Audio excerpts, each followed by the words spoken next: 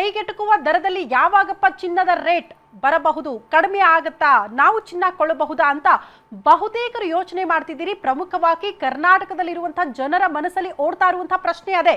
But ಬಹುತೇಕರಿಗೆ ನಿರಾಸೆ ಇದೆ, ನಮಗೆ ಕೈಗೆಟುಕುವ ದರದಲ್ಲಿ ಚಿನ್ನ ಸಿಗಲ್ಲಪ್ಪ, ಚಿನ್ನ ಕೊಳ್ಳಕ್ಕಾಗ್ತಾ ಇಲ್ಲ, ಮಧ್ಯಮ ಬಡವರ್ಗದವರು ಯೋಚನೆ ಮಾಡ್ತಾ ಇದ್ರು. ಬಟ್ ಅಂಥವ್ರಿಗೆ ಒಂದು ಬಹುದೊಡ್ಡ ಗುಡ್ ನ್ಯೂಸ್ ಸಿಕ್ಕಿದೆ. ನಿನ್ನೆಯಿಂದಲೂ ಕೂಡ ಅಂಥದ್ದೊಂದು ಸುದ್ದಿ ಚಿನ್ನ ಪ್ರಿಯರಿಗೆ ಕೇಳೋದು ಸಿಗ್ತಾ ಇದೆ. ಪ್ರಮುಖವಾಗಿ ನಮ್ಮ ಕರ್ನಾಟಕದಲ್ಲಿ 14ರಿಂದ 15 ಜಿಲ್ಲೆಗಳಲ್ಲಿ ಚಿನ್ನದ ನಿಕ್ಷೇಪ ಪತ್ತೆಯಾಗಿದೆ ಅನ್ನುವಂತಹ ವಿಚಾರಕ್ಕೆ ಸಂಬಂಧಪಟ್ಟಂತೆ ಪರಿಶೋಧನೆ ಆಗ್ತಾ ಇದೆ ಅಂತೆ. ಇಫ್ ಸಪೋಸ್ ಇಲ್ಲಿ ತಜ್ಞರು ಅಂದುಕೊಂಡ ಪ್ರಮಾಣದಲ್ಲೇ ಚಿನ್ನದ ನಿಕ್ಷೇಪಗಳು ಪತ್ತೆಯಾಗ್ಬಿಟ್ರೆ ಚಿನ್ನದ ರೇಟ್ ಕಡಿಮೆ ಆಗುತ್ತಾ, ಚಿನ್ನದ ರೇಟ್ ಕಡಿಮೆ ಆದರೆ ನಾವು ಕೂಡ ಚಿನ್ನವನ್ನ ತೆಗೆದುಕೊಳ್ಳಬಹುದಾ ಅನ್ನುವಂಥ ಸಾಲು ಸಾಲು ಪ್ರಶ್ನೆಗಳು ಸಾರ್ವಜನಿಕ ವಲಯದಲ್ಲಿ ಚರ್ಚೆ ಆಗ್ತಾ ಇದೆ.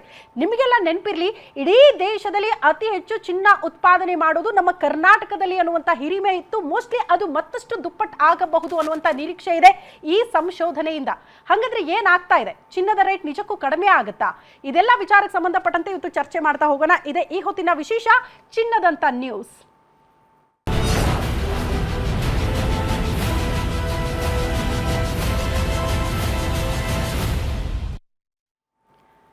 ಹಟ್ಟಿ ಮತ್ತು ಕೆಜಿಎಫ್ ಬಿಟ್ರೆ ಇನ್ನೆಲ್ಲೂ ಕೂಡ ಚಿನ್ನ ನಿಕ್ಷೇಪಗಳು ಪತ್ತೆಯಾಗಿರುವ ಉದಾಹರಣೆಗಳು ಇರಲಿಲ್ಲ ಅಂತ ಹೇಳ್ತಾ ಇದ್ರು. ಅಲ್ಲೊಂದು ಇಲ್ಲೊಂದು ಆಗಾಗ ಸುದ್ದಿಗಳು ಕೂಡ ಕೇಳೋದಕ್ಕೆ ಸಿಗ್ತಾ ಇತ್ತು. ಬಟ್ ಈ ಸರಿ ಸುಮಾರು 14ರಿಂದ 15 ಜಿಲ್ಲೆಗಳಲ್ಲೂ ಕೂಡ ಚಿನ್ನದ ನಿಕ್ಷೇಪಗಳು ಪತ್ತೆಯಾಗಿದೆ ಎನ್ನುವಂತಹ ವಿಚಾರ ನಿನ್ನೆಯಿಂದಲೂ ಕೂಡ ದೊಡ್ಡ ಮಟ್ಟದಲ್ಲಿ ಸದ್ದು ಸುದ್ದಿಗೆ ಕಾರಣ ಆಗ್ತಾ ಇದೆ.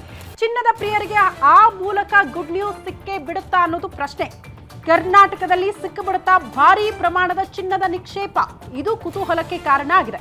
ರಾಜ್ಯದಲ್ಲಿ ಬಂಗಾರದ ನಿಕ್ಷೇಪಗಳಿರೋದನ್ನ ಇಲಾಖೆ ಪತ್ತೆ ಹಚ್ಚಿದೆ ಅಂತೆ. ಹಾಗಾಗಿ ಚಿನ್ನ ಪ್ರಿಯರಿಗೆ ಗುಡ್ ನ್ಯೂಸ್ ಸಿಗಬಹುದು ಅಂತ. ಬಂಗಾರ ಮಾತ್ರ ಅಲ್ಲ, ಯುರೇನಿಯಂ, ತಾಮ್ರದ ನಿಕ್ಷೇಪ ಕೂಡ ಪತ್ತೆಯಾಗಿದೆ. ಆ ನಿಟ್ಟಿನಲ್ಲೇ ಶೋಧವನ್ನ ಮುಂದುವರಿಸಿದ್ದಾರೆ ತಜ್ಞರು. 4-5 ಜಿಲ್ಲೆಗಳಲ್ಲಿ ಪತ್ತೆಯಾಗಿದೆ ಬಂಗಾರದ ನಿಕ್ಷೇಪ. 19 ಸ್ಥಳಗಳಲ್ಲಿ ನಡೀತಾ ಇದೆ ದೊಡ್ಡ ಮಟ್ಟದ ಪರಿಶೋಧನೆ. 16,350 ಹೆಕ್ಟೇರ್ ಪ್ರದೇಶದಲ್ಲಿ ಚಿನ್ನದ ನಿಕ್ಷೇಪಕ್ಕೆ ಶೋಧ ಆಗ್ತಾ ಇದೆ ಅನ್ನೋದ್ರ ಬಗ್ಗೆ ಡೀಟೇಲ್ ಸಿಗ್ತಾ ಇದೆ. ರಾಜ್ಯದ ಇತಿಹಾಸದಲ್ಲೇ ನಡೀತಾ ಇರುವ ಅತಿ ದೊಡ್ಡ ಪರಿಶೋಧನೆ ಅಂತ ಕೂಡ ಇದನ್ನ ಕರೆಯಲಾಗ್ತಾ ಇದೆ.